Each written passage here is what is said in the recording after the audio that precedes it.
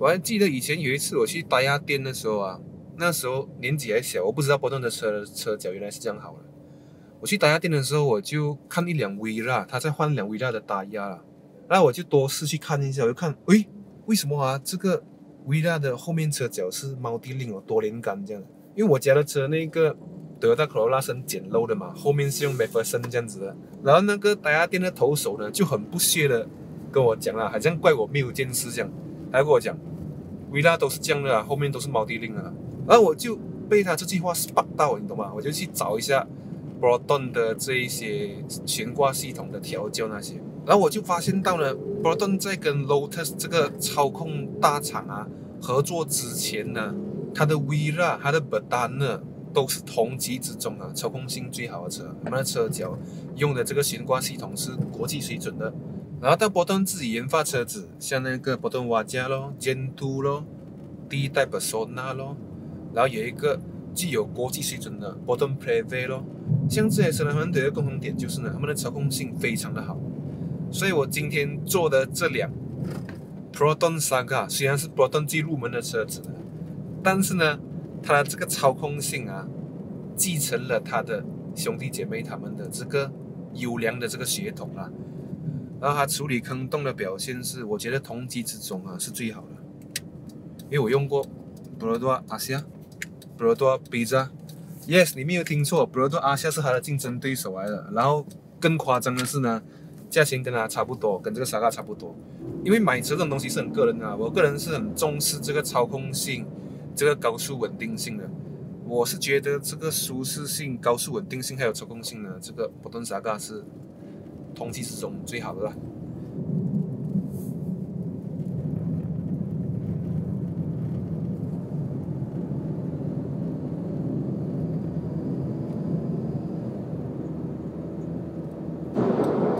OK， 我们现在即将进一段 corner， 这个 corner 是我最喜欢的 corner 啦，我的一个 favorite corner。如果有关注我影片的观众朋友们呢，应该很熟悉这个 corner。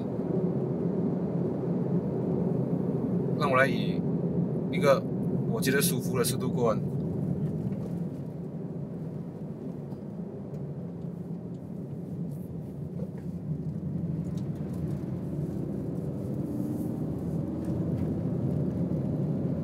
哇，这个过弯表现啊，同级之中我看真的是他最好。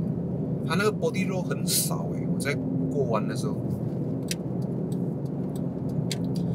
所以很多时候啊，身为一个马来西亚人是吗？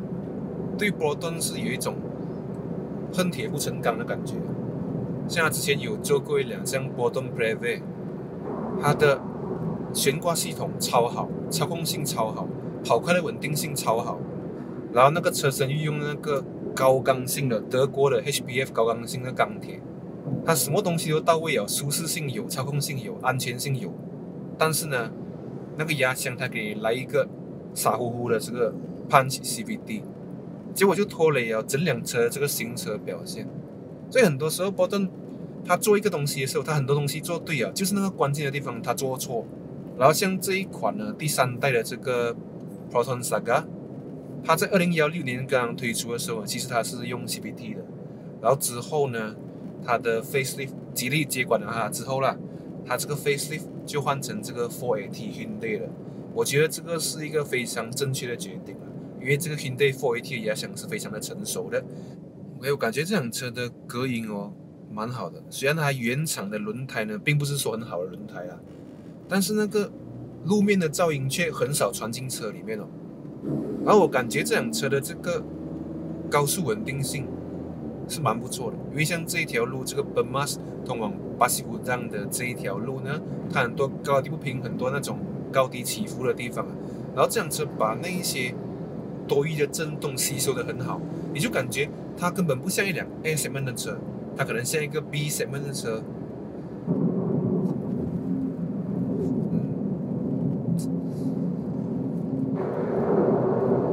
然后很贴地哦，你看我现在的速度啊，在110嘛，然后跑出这条路，我没有感觉那种飘飘然的感觉啊，不会像那一些典型的 A segment 的车有那种飘飘然的感觉，这辆车不会。这个真的是要竖一个大拇指啊！它的刹车呢也是恰到好处，就很线性咯，很容易控制。你不会说踩一点啊，它就过度敏感这样 jam 下去。然后它的那个 brake 踏板软硬适中。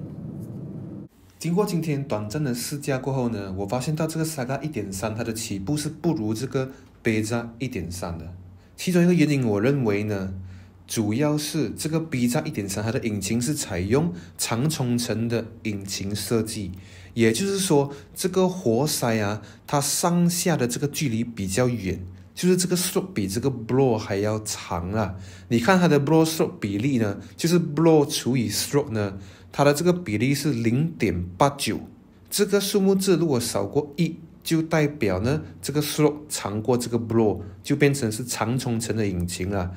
然后相反，我们看某些 F1 的 engine 啊，像现在那个 1.6 的这些 F1 的 engine 呢，它的 blow 呢就比它的这个 stroke 还要长，然后就变成它活塞上下会比较快，所以这个就叫做短冲程的引擎。通常这种引擎的 BS ratio 呢是超过1的哦，这个 F1 的引擎就来到 1.5 啦。所以我们再来看回今天的主角 Saga 1.3呢，它的这个 BS ratio 弄到来差不多是 1.03 左右，也就是像一个正方形这样子啦。像这样子的设定，我们可以看到一些跑车也是这样子的设定，像 Ferrari Roma 呢，它的引擎的这个 blow stroke ratio 除到来是 1.05， 所以跟今天的 Saga 这个 blow stroke ratio 1.03 是差不多的。所以呢，这个就是本集的主角 Saga 的引擎跟 Ferrari Roma 的其中一个很像的地方啦。虽然他们两辆车呢有 99.9% 都不像，但是有 0.01% 像啦。OK， 我不是说这个Saga的引擎啊可以表现到像这个 Ferrari Roma 这样子啊，不要误会啊。所以简单来说呢，这种长冲程的引擎呢，它会让你起步比较快。像那些短冲程的引擎呢，它就是后劲比较足够啊。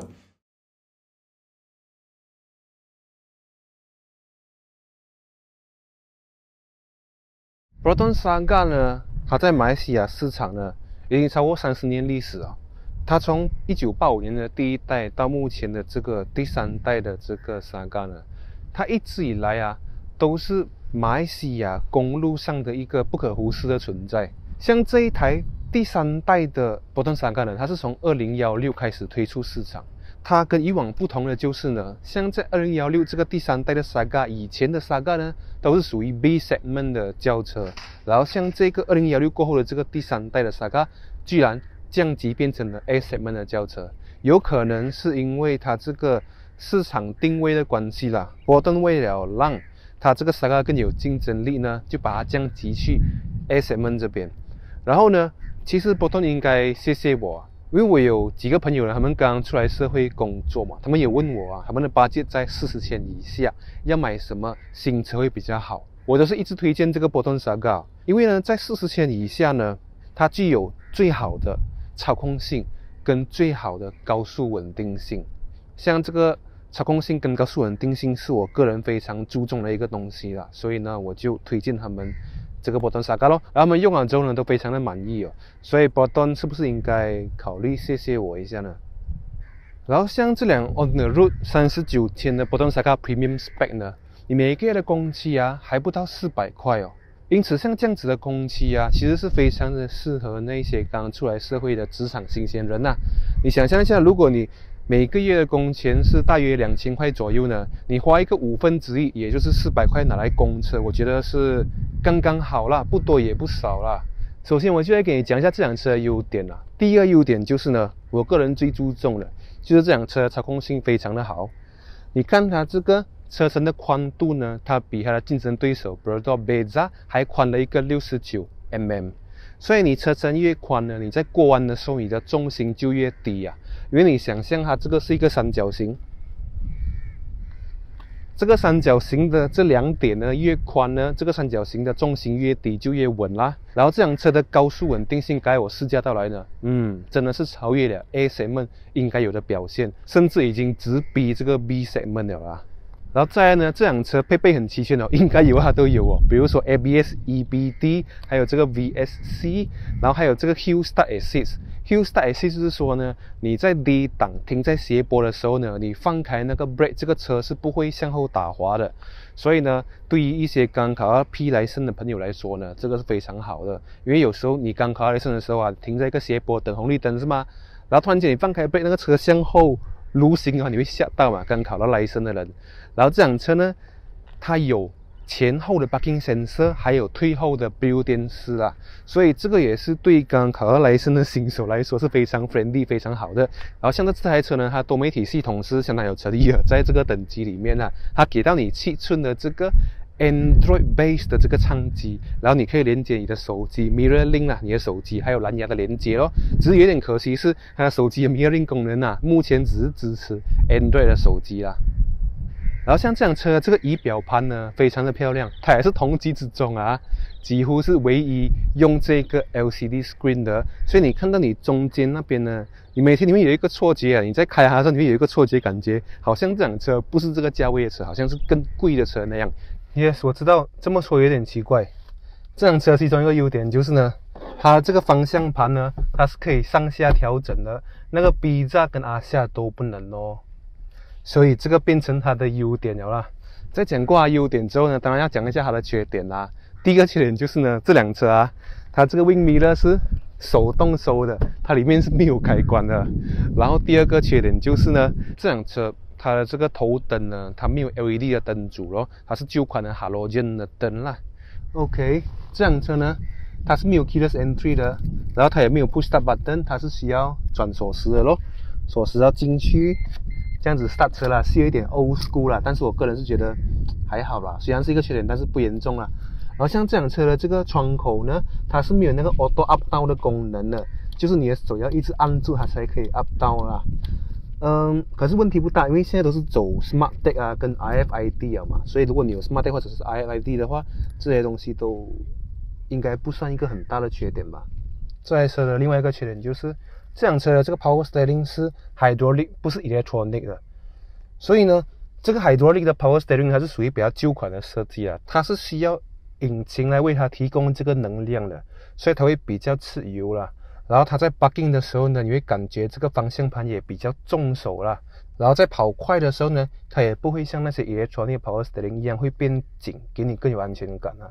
但是有人觉得这个好，有人觉得这个坏，所以你可以让我知道你的想法啦，在 comment 那边给我知道。然后再来就是呢，这辆车啊，它的这一个 automatic 4号压是吗？它是无法让你一个档位一个档位选的。很多时候啊 4AT 你都可以选1号、2号、3号、4号这样子每一号压去选嘛。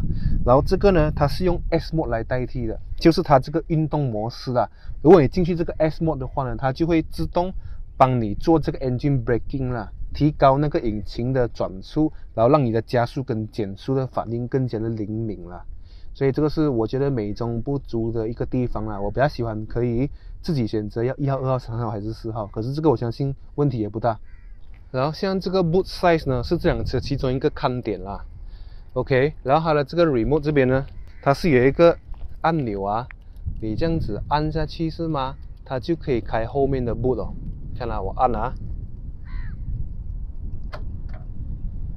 Alright， 你看，虽然这个不是什么特别功能啦，但是啊，对于一辆 A segment 的车来说，有这个是不错的。OK， 对于一台 A segment 的车来说呢，这辆车这个尾箱空间有420 liter 的这个空间表现，虽然比杯架的508 liter 少了蛮多，但是呢，你不要忘记哦，那个 C segment 的 Mazda 3 Sedan 是吗？尾箱空间才444哦，然后像这个呢有420呢，已经算是非常好的表现了。好的，各位观众，我们来启动引擎。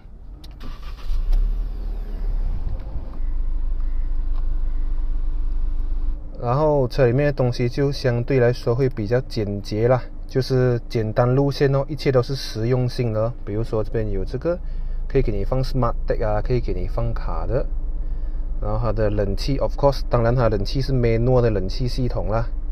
OK， 然后这边就是有一个 DC current USB port， 然后呢这边就有这个储物空间咯。然后像这边就是 glove box， 哇，非常的整齐。然后像这辆车呢，有一个东西可能有些人不喜欢啦，这辆车是布椅，不是皮椅的。但是我觉得它这个布椅的这个包覆性很好啦，它可以很好的 support 驾驶者的腰身。当然，对于 A segment 的等级来说呢，它这个椅子的包覆性是 OK 的，跟它的同级对手差不多啦。OK， 像这个排挡杆这边呢，就可以看得出它就是 PRNDS， 非常的简洁 straightforward 啦。OK， 这个 handbrake 当然是手拉的咯，没有电子 handbrake 咯，这样子的级别，这样子的价钱，对吗？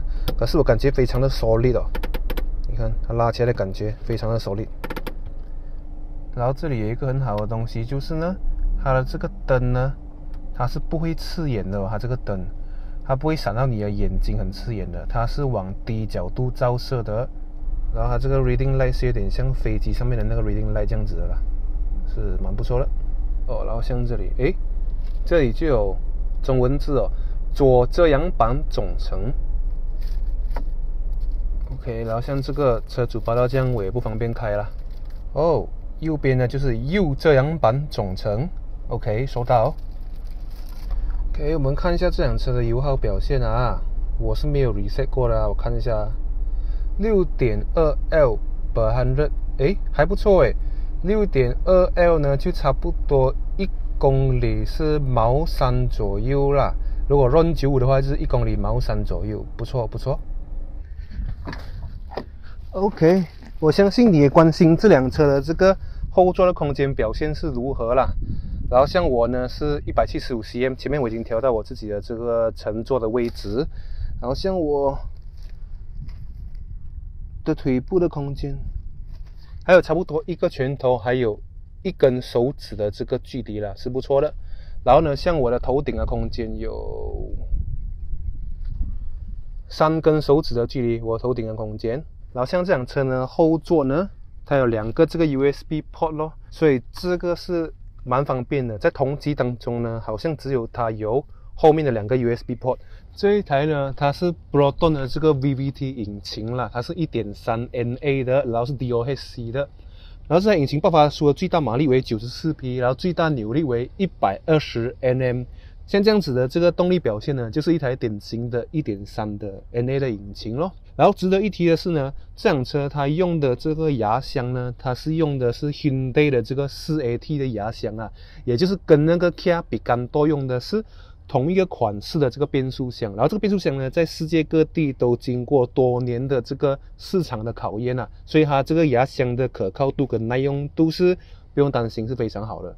然后我听到某些这个 Brodoa 的 salesman 讲啊，这个 Hyundai 的 4AT 牙箱，这个 Proton Saga 用的呢，是输给那个 Brodoa Bezza 用的那一个他们所俗称的 Toyota 的 4AT 的牙箱。其实我要纠正一点哦， Brodoa Bezza 甚至是 Brodoa 所有车用的这个牙箱并不是 Toyota 的，是Daihatsu旗下的公司 Akashi Kikai 做的。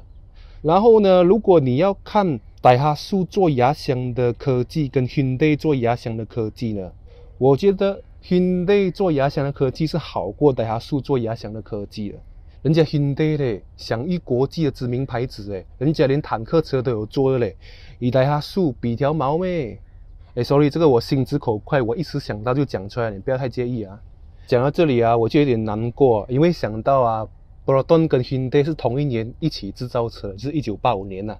结果人家 Hyundai 现在已经变成国际知名的牌子了，然后 Proton 呢还在马来西亚打转，来混得不好哦，还要中国极力来救他哦。哎呀，讲了都难过，不要讲了。OK， 还有一点我不知道是好是坏啦。这个Saga呢，它是用 Timing Belt 的，然后它对手 Brodoa Bezza 呢是用 Timing Chain 的。有些人觉得 Timing Chain 比较好，有些人觉得 Timing Belt 比较好。其实他们两者的差别就是呢 ，Timing Belt 会比较安静，可是呢，8万里要换一次。然后 Timing Chain 呢，噪音会比较大一点，但是可以打鼾20万里，所以就看你的取舍是怎样啦。Timing Chain 不是不用换的啊，你要记得 Timing Chain 不是不用换的哈。欢乐时光总是过得特别快，又到了今天影片的尾声。我要谢谢我的朋友呢，借我这辆车做这个 review 啦。然后呢，像我这个朋友他在拿这辆波顿沙嘎之前呢，他是有想购买 Perodua Bizza 的，那我就告诉他，沙嘎的操控性比较好，然后沙嘎的跑快稳定性又比较好，然后沙嘎呢，它的 steering 可以上下，Bizza不可以的。然后他不相信哦，我就跟他讲，你去试啊，你试了就懂我在讲什么东西了啦。结果他2款都试了的，就发现到，这辆沙嘎是他的那一杯茶咯。OK。这影片大致上差不多到这里啦，你不要误会啊，我没有卖这个波顿的车啊，你要买波顿的车你自己上网看啊。然后呢，我是卖马自达的车的，如果你要买马自达的车，记得找我啦。然后如果你喜欢我的影片的话呢，记得给我一个赞，然后订阅一下我的频道，你的鼓励是我最大的动力，谢谢。